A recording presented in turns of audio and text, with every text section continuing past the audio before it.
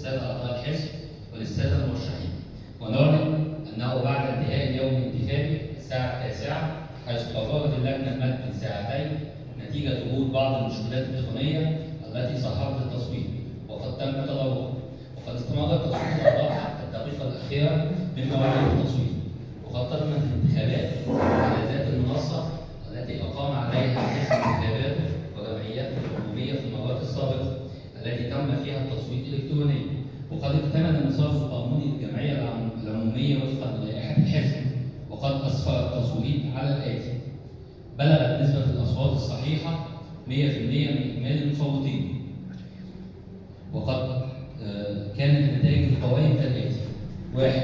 قائمة خطوة الوقوف حصلت على 32.86% من المصوتين.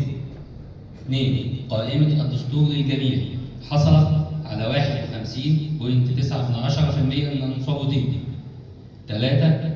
قائمة الدستور أولا حصلت على 15.24% من المصوتين، وقد تجاوزت قائمة الدستور للجميع النصاب القانوني للفوز وهو 50% زائد 1 من إجمالي المصوتين، وعليه نعلن فتح باب الطعون بدءا من الغد 1 فبراير وحتى 6 فبراير ليكون إعلان النتائج النهائية بعد الفصل في الطعون طبقا للجدول المعلن يوم 7 فبراير.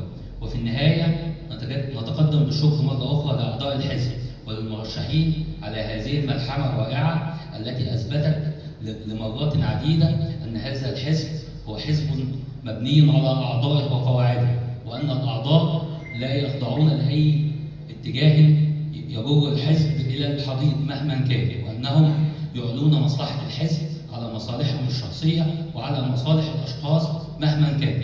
شكرا لأعضاء الحزب، شكرا للمرشحين.